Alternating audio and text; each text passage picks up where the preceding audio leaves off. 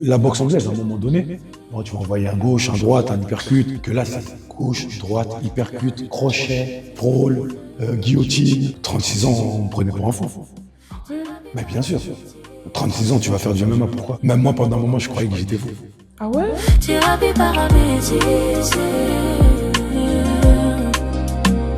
Thérapie paramédicisée. Vas-y, c'est bon, let's go. Bonjour. Bonjour. Ça va? Ça va et toi? Et ça va, merci. Dis-moi comment tu t'appelles, d'où tu viens et qu'est-ce que tu fais dans la vie? Christopher Odena, j'ai grandi dans le 94. Ok. Quelle ville précisément? Là, il est rose. Et je suis combattant professionnel de MMA. Ok. Tu peux nous dire, t'es dans quelle catégorie précisément, etc. Je suis en 77 kilos Ok. dans l'organisation Hexagone. Quand tu étais enfant, est-ce que tu avais déjà grandi dans un environnement sportif ou c'est de toi-même, tu avais déjà cette envie d'être un sportif plus tard? En fait, j'ai grandi en famille d'accueil. Et c'est vrai que ils aimaient beaucoup que je fasse du sport, tu vois. Ok. Pourquoi? Tu connais la raison ou? Non, je connais pas la raison. Je pense que c'est pour avoir un loisir, tu vois.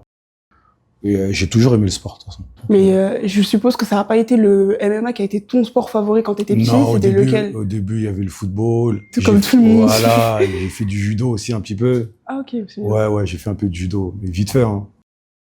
C'est juste histoire de se chercher un peu, tu vois. Ouais. Tu sais, quand t'es petit, tu te cherches un peu, tu fais un peu de tout, tu vois. T'as commencé avec le football ou J'ai et après commencé judo? avec le judo, Ok. avec le judo, À quel après âge? j'ai fait je sais plus, j'avais quel âge, peut-être 6 ans, je crois. Ah ok. Ah oui, Ouais. t'étais petit. Ouais, j'étais petit.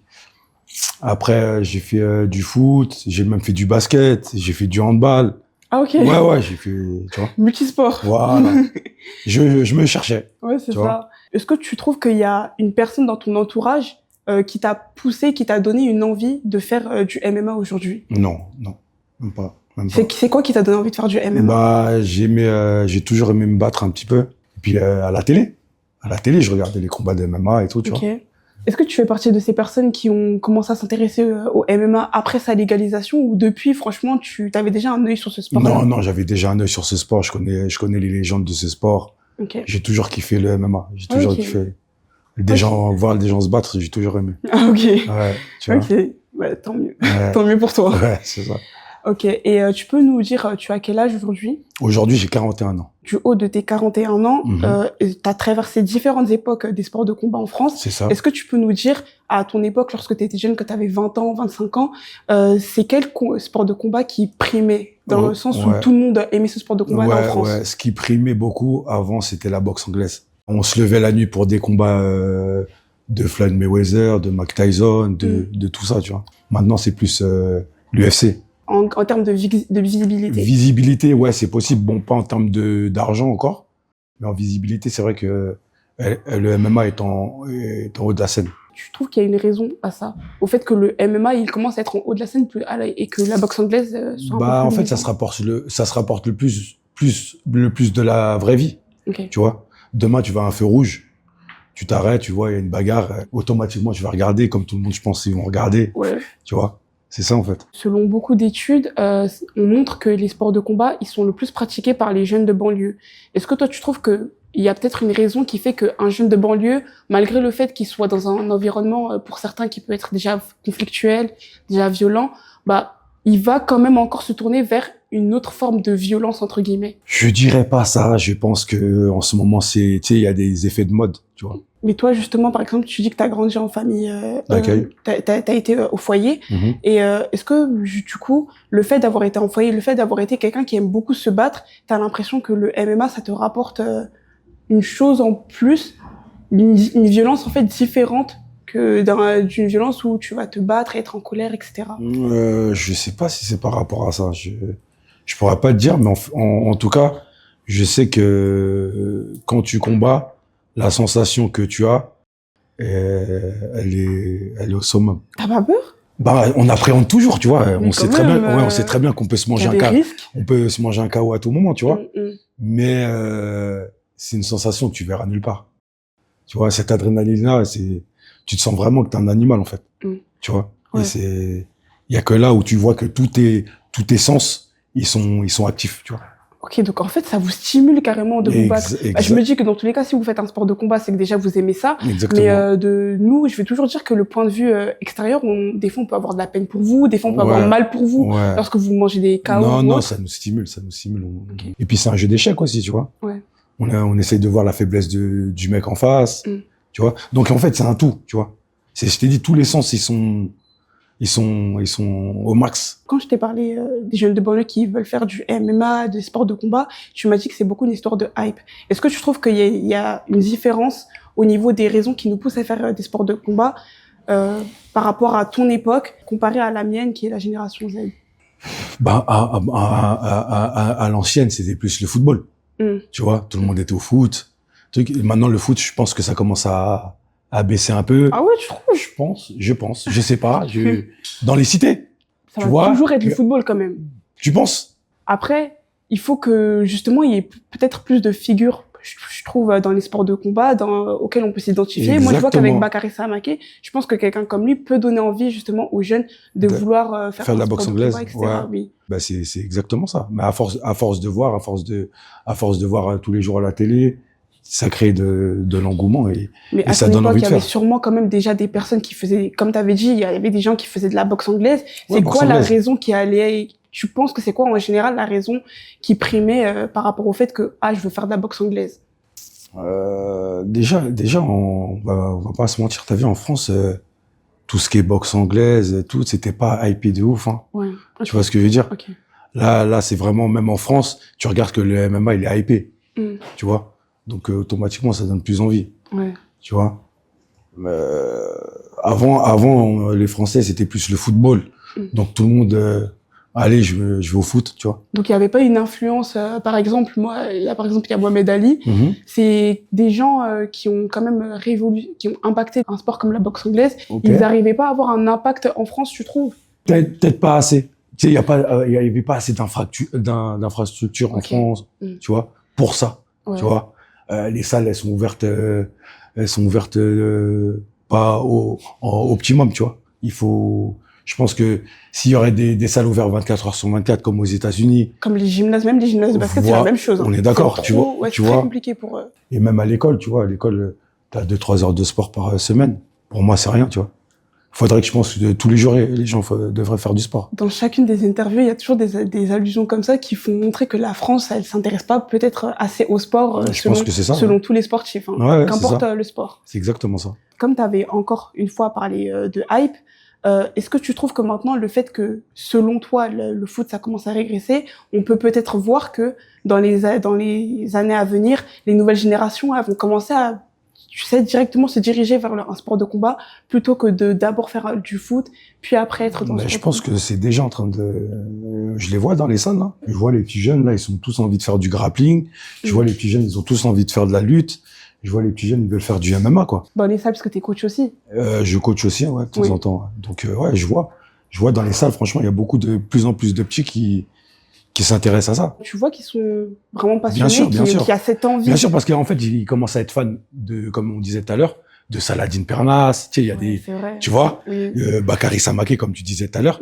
Donc, ils les voient dans leur canapé ou et ils ont envie de faire la même chose, tu vois. Ça permet aussi à la France de s'ouvrir un peu au niveau des sports, parce que, encore une fois, je trouve qu'on met beaucoup trop en avant le football par rapport aux autres sports qui sont vraiment mis en arrière. Exactement. Et je pense que c'est en train de monter petit à petit et on verra de plus en plus d'organisations d'MMA, de salles qui vont s'ouvrir, ainsi de suite, tu vois. Toi et les personnes de ta génération, est-ce que vous voyez qu'il y a eu une montée de la visibilité des sports de combat? Ah ouais, une grosse montée de visibilité. En France. Bien sûr. Oui. Ouais, une grosse montée de visibilité. Bah, je pense qu'ils ont compris que c'était un bon business, en fait. La notion de business, elle est très importante. En vrai, c'est une histoire de business, on va pas se mentir, tu vois. Ouais. Il faut remplir des salles. Qu'est-ce qui fait remplir des salles aujourd'hui?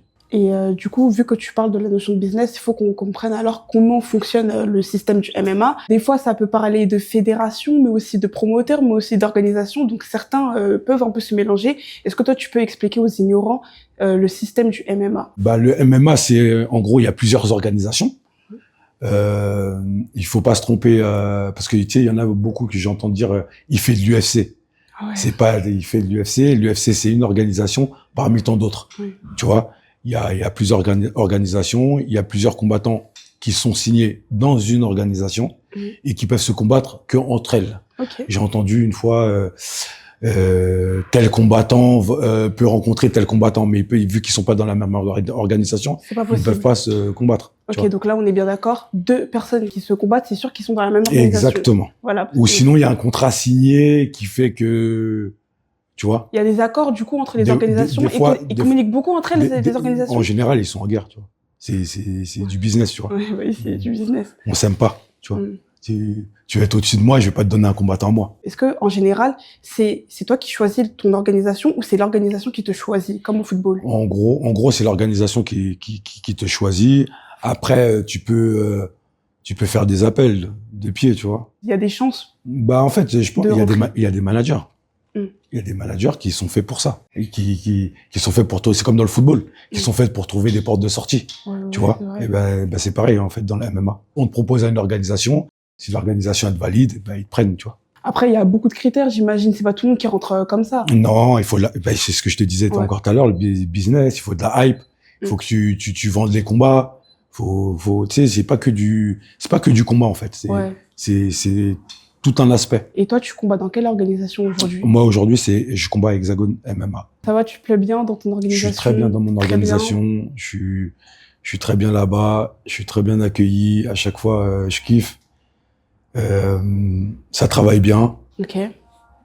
Et je pense qu'aujourd'hui, pour moi, Oui. c'est la meilleure Pour organisation moi, en France. pour pas Pour vexer les gens. non, pour moi, c'est la meilleure organisation en France. Ok. Après, je pense qu'elle a plus de hype. Quand il y a un combat, des combats annoncés, je pense qu'il y a plus de visibilité. Ok.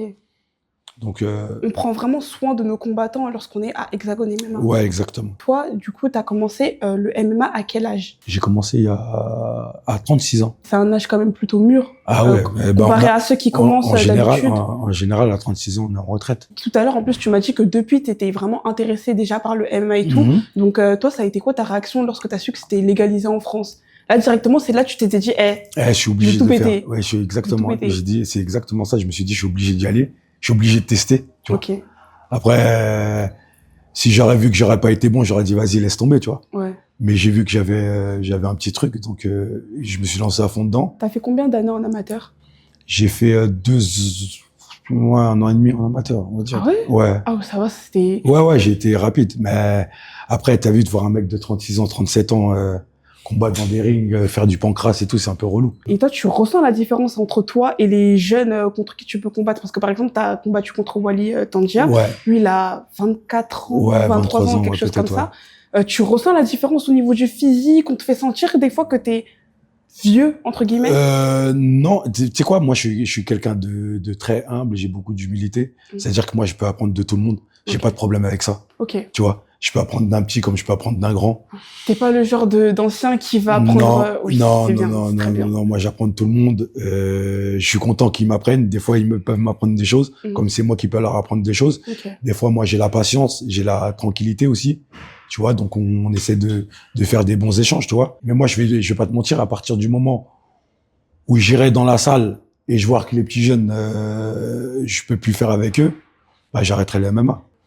Je suis pas là pour manger des KO Ouais, oui, oui. Mais dans là, la pour scène. l'instant, t'es en forme, ça se voit. Pour l'instant, ça Donc, va. Donc ça va. Est-ce que lorsque tu as voulu faire du MMA, il y a beaucoup de personnes qui voulaient te stopper dû à ton âge? Tu penses qu'il y a une pression au niveau de l'âge dans le monde du MMA? Mais bien sûr. Ok. Et pas que dans le MMA, dans le sport tout court. Bien sûr, moi je suis un profil atypique, je suis un profil où 36 ans on me prenait pour un fou. Ah ouais? Mais bien sûr.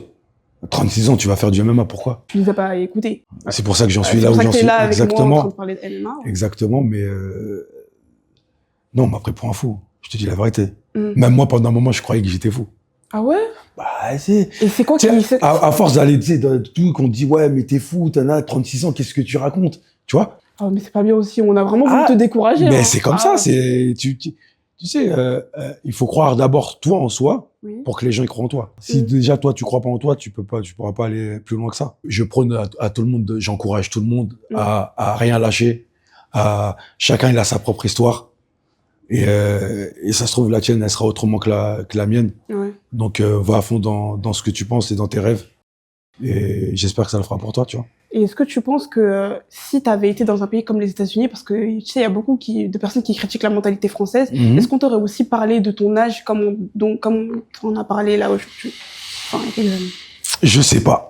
Ça, je pourrais pas te le dire. Je sais pas du tout. J'espère que non. Tu vois, j'espère que non. Mais en vrai, c'est possible aussi, tu vois. Et t'as travaillé comment ton mental pour quand même foncer, malgré le fait que tout le monde te dise non? Ça se travaille, c'est du mental, ça. Ben ouais, c'est du Beaucoup de personnes mental. ont peur de se lancer. En fait, beaucoup, quand t'es seul face à toi-même, t'aimes bien te challenger, tu vois. Et je me suis challengé, tout simplement. Si on revient encore sur le sujet des organisations, y a beaucoup de personnes, carrément t'en as même parlé tout à l'heure, qui vont se dire, tu sais, si t'es combattant, ok, mais t'es pas combattant UFC, bah t'es pas un réel combattant. Okay. Est-ce que en tant que combattant d'organisation française, des fois vous le ressentez, le fait qu'on minimise votre travail juste à cause de votre organisation? Bien sûr que le travail est minimisé, tout le temps on est remis en question. Mais en vrai de vrai, c'est le monde du sport. Mais c'est quoi qui te fait penser qu'on vous remet en question? Il y a quoi que t'as vu qui te fait dire ça? Tu vois les messages, tu vois les messages sur les réseaux sociaux, tu vois. Toujours ouais, mais lui il mérite pas d'être à l'UFC. Je pense vraiment. Hein, vous allez peut-être me prendre pour un fou encore une fois, mais je pense que il y a des gens que tu peux voir à Hexagone qui frapperaient des gens de l'UFC. Il faudrait qu'on essaie un jour, hein, on va. Tu vois, on pourrait faire un petit test, après, j'ai pas dit tout le monde. Hein. Oui, pas tout le monde, oui, c'est sûr. Mais je pense sérieusement qu'il y ait des combattants qui sont hexagones qui peuvent frapper des gens de l'UFC. Mais vu qu'ils n'ont pas la visibilité, le bon manager, les contacts, peut-être qu'ils n'ont pas le bon manager, ou peut-être aussi qu'ils sont pas nés là où il faut être. C'est-à-dire? Tu t'es né aux États-Unis, t'es né dans une salle où ils sont déjà en contact avec l'UFC, et toi t'es né en France. En général, comment se passe le parcours de quelqu'un qui a été en France et qui va en UFC? Comment il se fait repérer, etc. Je pense qu'il y a un processus. Il faut déjà être champion de ta catégorie. Je pense qu'il faut déjà être champion de ta catégorie. Et je pense qu'il faut aussi un peu de hype, tu vois, qui donne envie à l'UFC de te signer, tu vois. Je pense que tu gagnes tous tes combats et t'as pas de hype, je pense qu'il voudra pas de toi. Tu répètes beaucoup le mot hype depuis tout à l'heure. Et du coup, moi, j'ai envie de te demander, j'avais fait une interview sur la boxe avec un boxeur, Joe, et lui, il me disait que la majorité des personnes qui se reconvertissent au MMA... C'est parce qu'ils suivent la hype du moment, parce que c'est le sport favori qui commence à monter. En vrai de vrai, la majorité des personnes qui se reconvertissent au MMA, c'est pour la hype et pour l'argent. Toi, c'est quoi ton avis là-dessus? C'est exactement ça. Mais il a aussi même dit que... La boxe anglaise, son deuxième prénom, c'est le noble art. Parce que quand tu regardes un combat de boxe anglaise, c'est très très beau à regarder. Un combat de boxe anglaise, en tout cas pour moi, c'est beaucoup plus beau à regarder qu'un combat de MMA.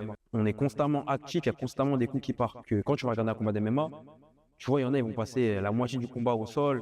Au bout d'un moment, c'est chiant, c'est ennuyant, il n'y a pas de coups qui partent. Déjà, la boxe anglaise, ça peut même être un sport plus beau visuellement que le MMA et que vraiment, les gens, c'est que la hype, en fait, qui a construit le MMA aujourd'hui. La boxe anglaise, c'est beau à voir, c'est très beau à voir. Il a raison, c'est très très beau à voir. Même moi, je kiffe regarder la boxe anglaise. Mais c'est vrai qu'aujourd'hui, la hype, c'est le MMA. On a envie de gratter plus d'argent. Et l'argent, il est dans le MMA aujourd'hui, donc on y va. C'est quoi les différences dans le système de rémunération entre la boxe et le MMA pour qu'on puisse se dire que certains ils se reconvertissent juste pour l'argent? Alors je te mens pas, je connais pas les prix de boxe anglaise. Ok. Mais vu la visibilité que ça a, vu la hype que ça a, on voit qu'il y a pas de, ça donne pas envie quoi.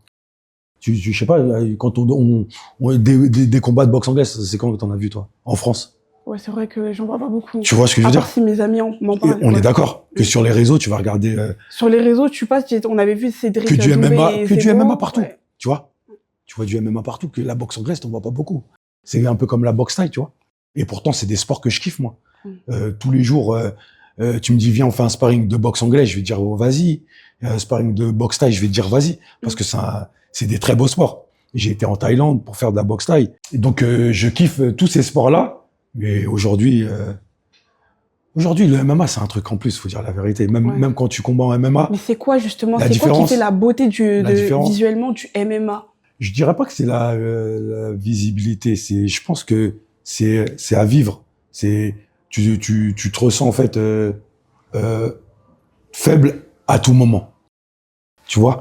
Tu peux te sentir faible à tout moment parce que le mec, il peut être plus fort que toi en striking. Il va venir te lutter. Le mec, il est plus fort que toi en lutte. Tu vas essayer de rester en striking. Tu sais, c'est un jeu.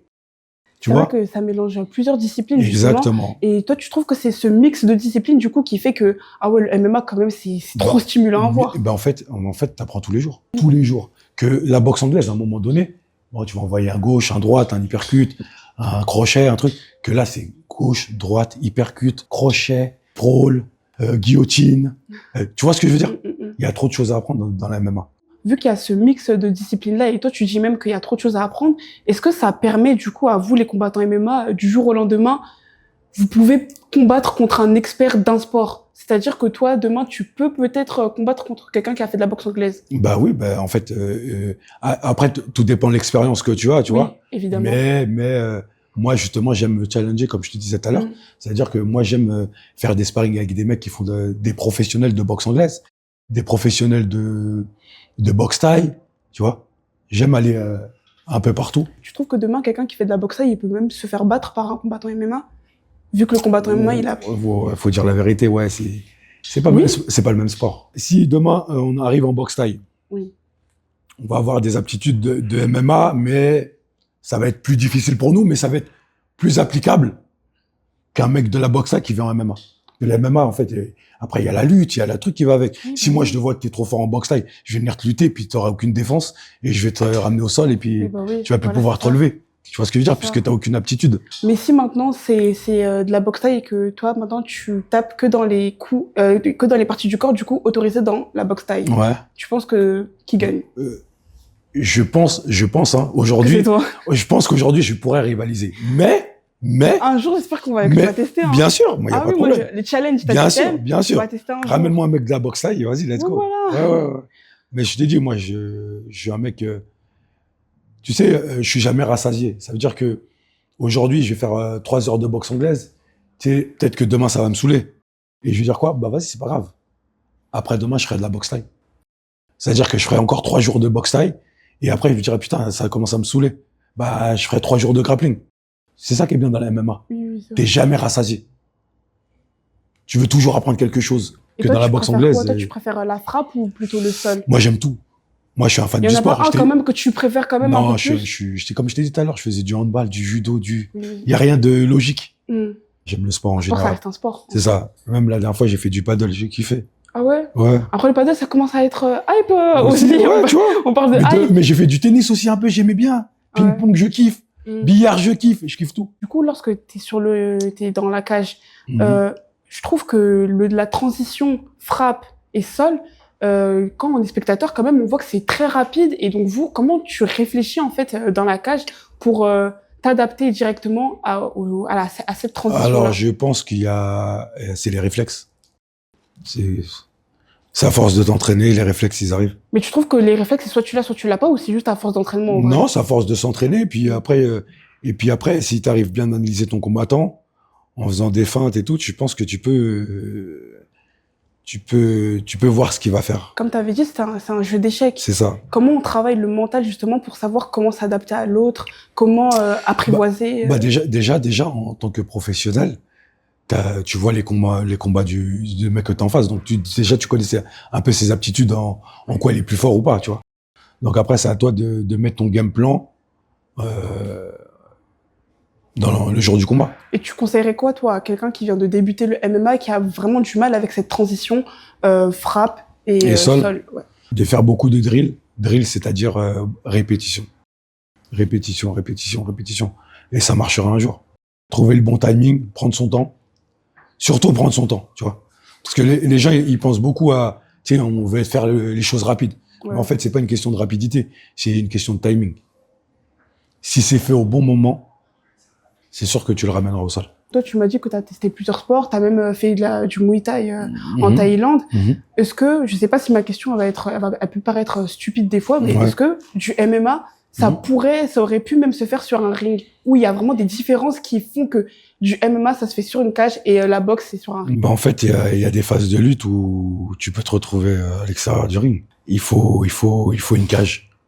pour que qu'il y ait du contrôle cage ou que tu peux pas sortir du ring, tu vois. Ouais, que ce soit pas comme dans la WWE. Exactement, t'as tout compris. Ça serait fou, non? Oui. Hein, on le jette de l'extérieur. Bah, ça veut dire qu'en vrai, un combat de boxe, ça pourrait aussi, en vrai se faire dans une Bien cage. sûr, bien sûr. Il y a en Thaïlande, en Chine, tout ça là. Il y a le One FC Ok. où tu peux combattre.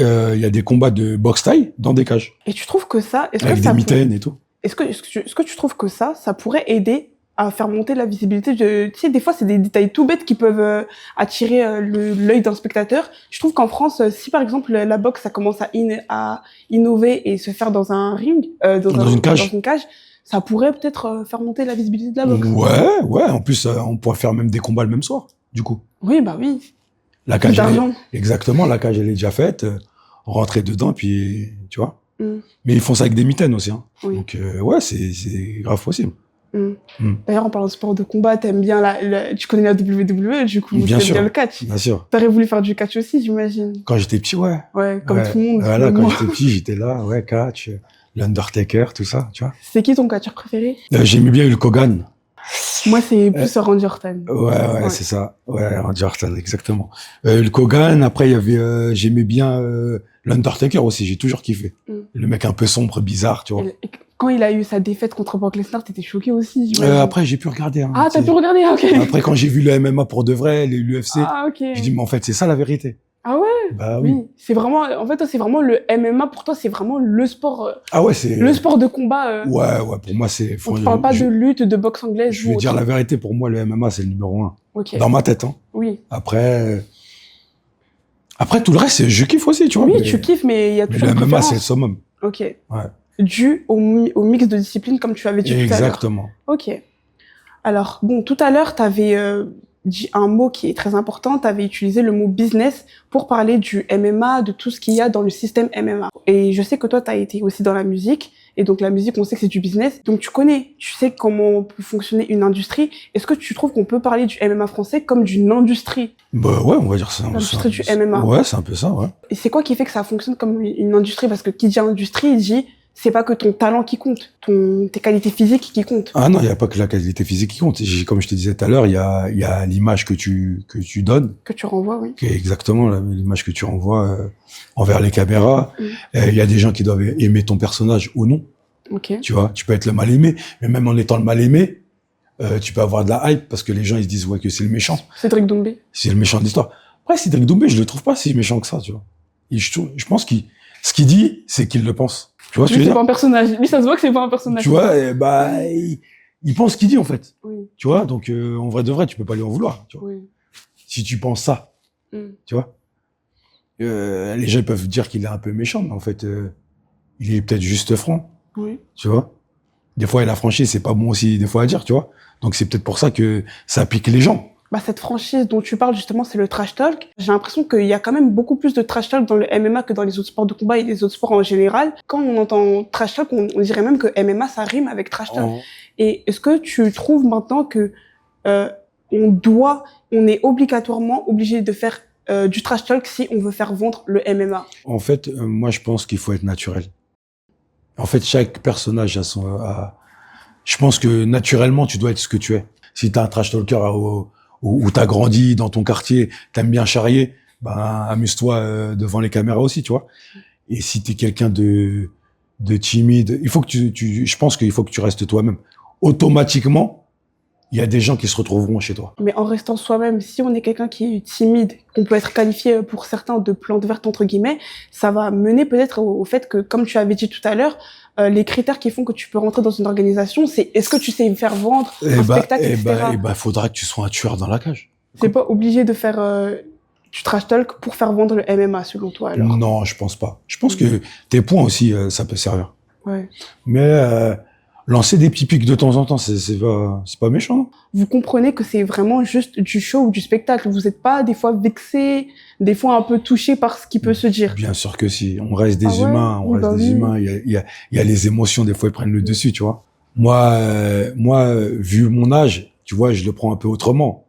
Mais tu m'aurais mis dans la cage à 20 ans, je pense que j'aurais réfléchi différemment. Ouais. Tu vois. Toi, t'es plutôt côté très trash talker ou calme, Non, sobre? moi, ça dépend. Ça dépend qui j'ai en face. Ah. Ça dépend. Ah, c'est bien, tu penses aussi à la personne que t'as en face. Est-ce que tu vois si c'est quelqu'un qui peut vite se Ouais, vexer? en fait, tout dépend de qui j'ai en face, de comment je me sens ce jour-là.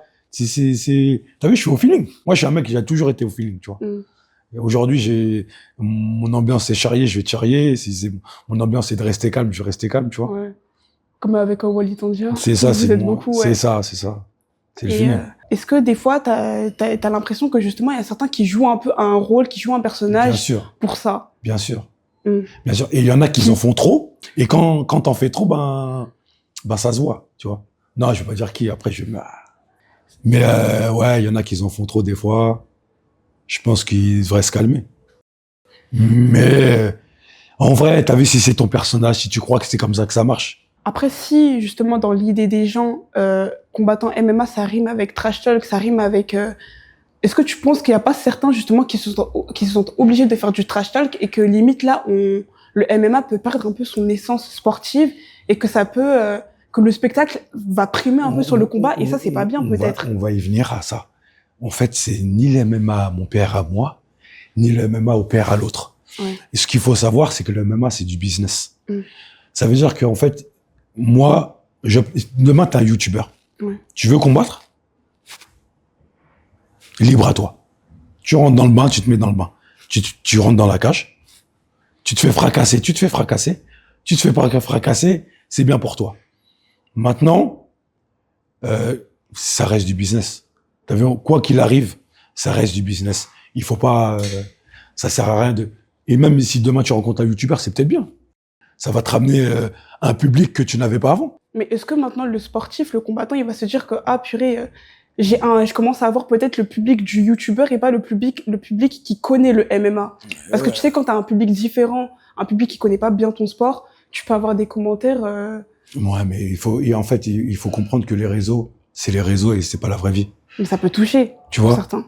Pour certains, après, c'est comme je t'ai dit tout à l'heure, moi j'ai un relâchement avec ça, tu vois. Oui. Après, il y en a, c'est vrai qu'ils agissent beaucoup avec les émotions, mais c'est comme ça que tu vas rentrer après en dépression, tu vois. Mm. Et je pense pas que ça soit le but, tu vois. Le but, c'est de vivre de ton sport, et c'est déjà très bien comme ça, tu vois. Vu que tu parles de dépression, tu sais, toi, tu trouves qu'il y a quand même beaucoup de combattants qui peuvent vivre une dépression. Bien sûr. Est-ce que tu penses que c'est plus dur pour un combattant de dire que je suis en dépression plutôt que pour quelqu'un qui est dans un autre sport? Déjà, pour tous les sports, c'est un peu difficile. Mais pour quelqu'un qui est dans un sport où tu dois montrer ta virilité... Ils le diront pas à face caméra, mais Oui. au fond de leur lit, après une défaite par KO, visible, imaginons en plus par rapport à de la visibilité, Oui. par rapport à, imaginons un youtubeur qui lui met, je pense que ça peut aller très très loin. Je pense que ça peut lui faire beaucoup de mal. Il y a un suivi mental, tu trouves, dans le MMA, il y a vraiment beaucoup de coachs mentaux. Il y a zéro suivi mental. Après, je pense que c'est à toi d'aller voir, d'aller consulter si tu as envie d'aller consulter, tu vois. Tu penses que c'est pas tout le monde qui veut consulter? Non, je Tout le pense monde se dit pas automatiquement, ah, je suis pas bien, il faut que j'aille consulter. Non, il y a pas tout Vous le vous monde. dites que c'est la faiblesse, c'est ça? Je sais pas, moi, je peux raconter mes faiblesses à tout le monde, ça me dérange pas, tu vois. Ah ouais? Ouais. Pas tout le monde, mais... Ça me dérange pas. On est tous faibles, on est tous forts, on est tous des humains.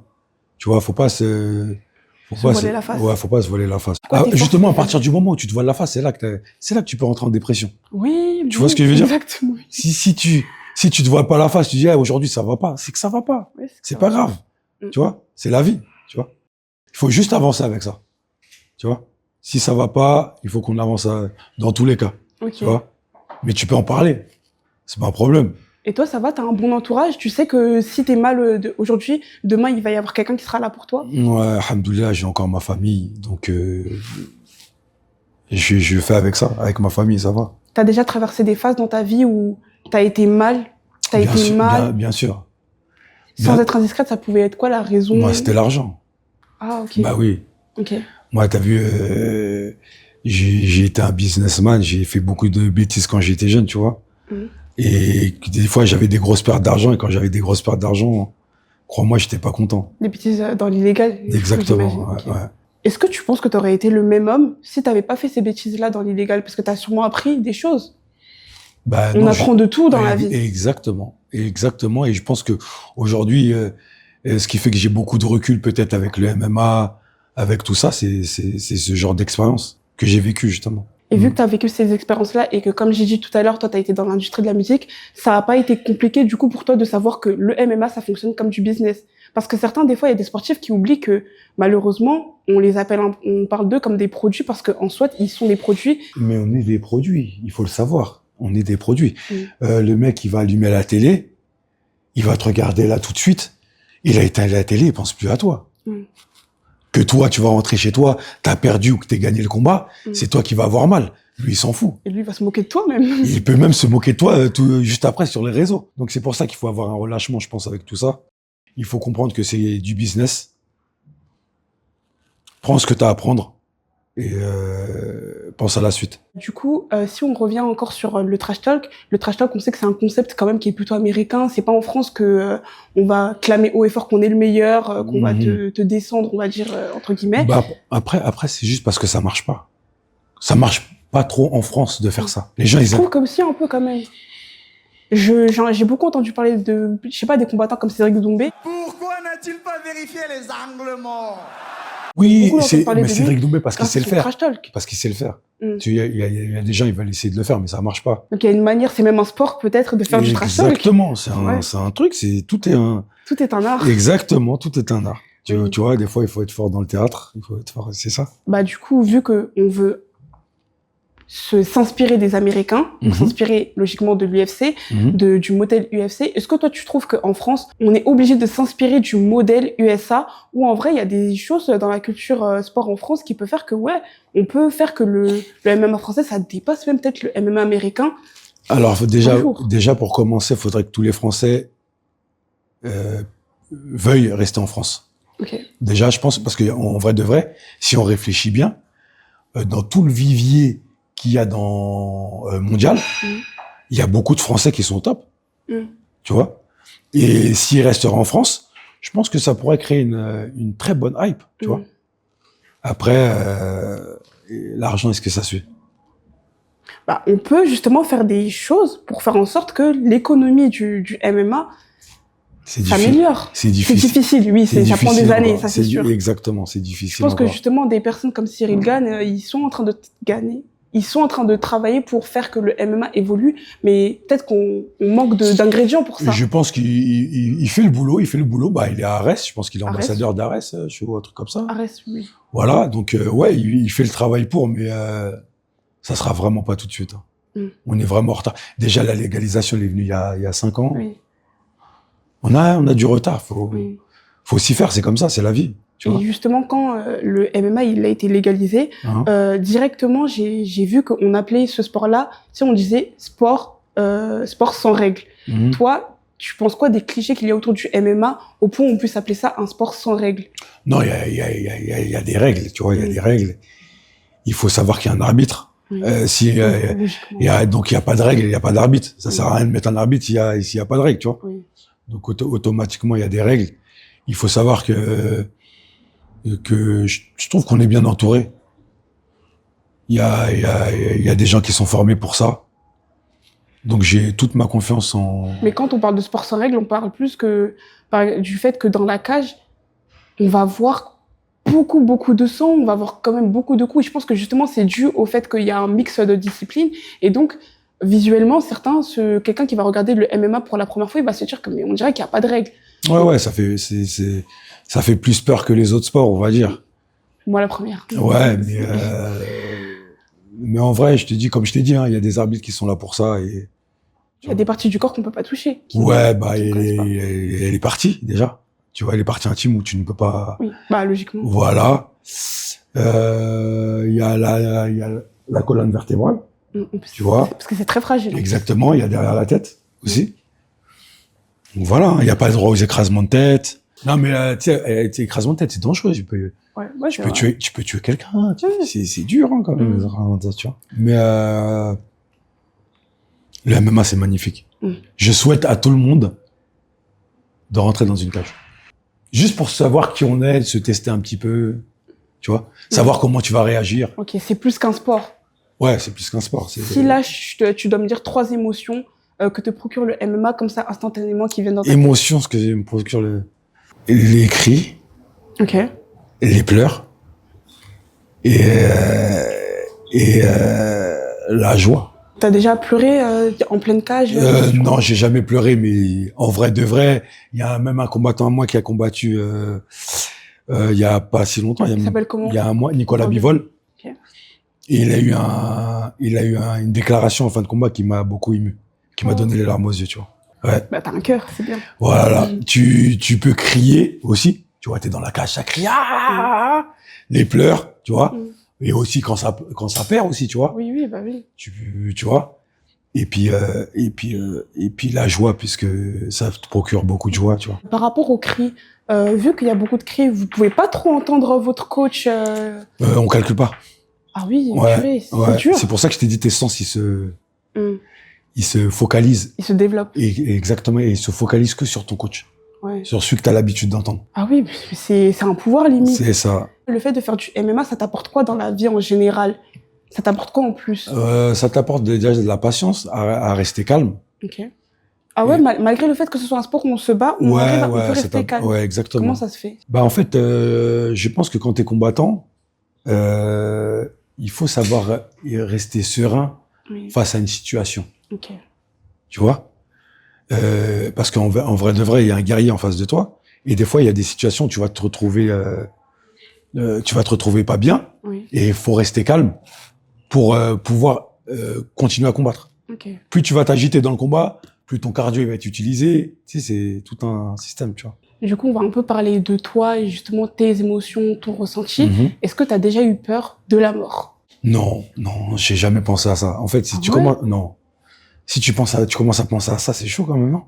Ouais, mais moi je trouve, j'ai l'impression que c'est limite un réflexe parce que tu sais qu'il y a des choses qui peuvent Non, j'ai jamais pensé à ça. Hein. Mourir Ok. dans la cage, non. ou te blesser Moi, très gravement. bah, tu y penses des fois. Je pense plus de ça à l'entraînement que quand je rentre dans la cage. Ah ouais? Ouais, quand je rentre dans la cage, je pense plus à dire, écoute, aujourd'hui, t'as vu, il y a des gens qui sont là pour toi.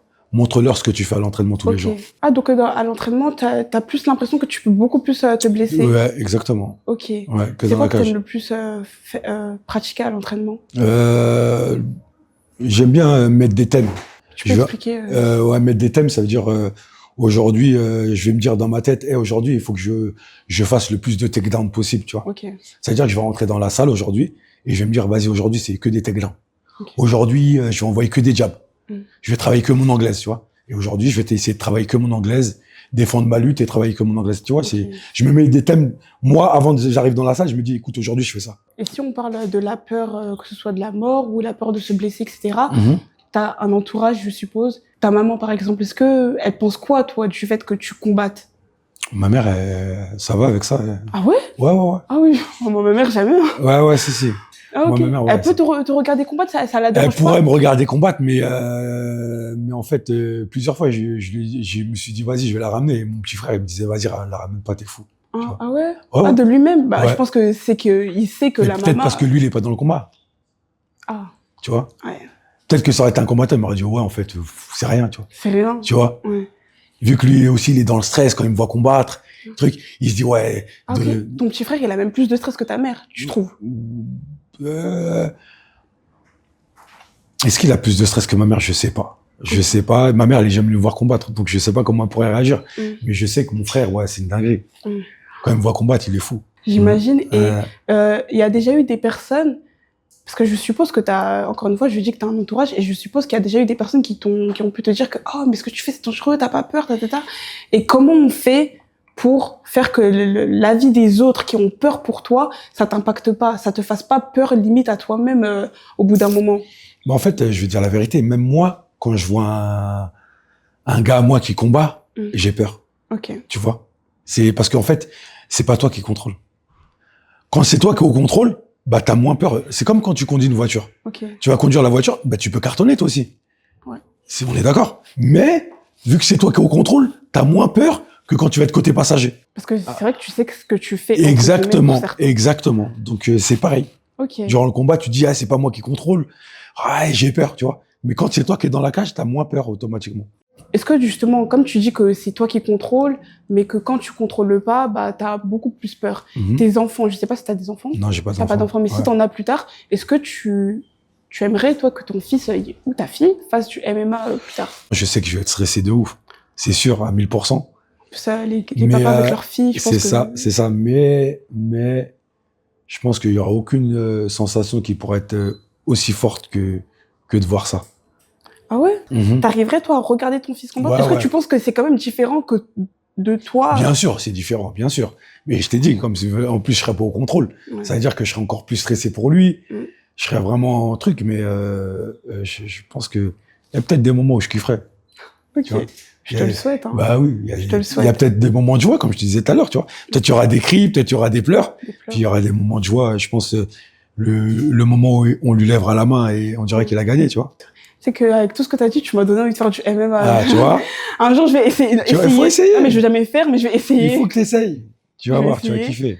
Ok. Ouais. Et pour finir, ça a Mhm. été quoi, selon toi, ton plus beau combat? Le combat que tu as préféré vraiment Le plus beau combat aujourd'hui, c'était contre un Brésilien où je me suis senti. Pourtant, j'étais blessé.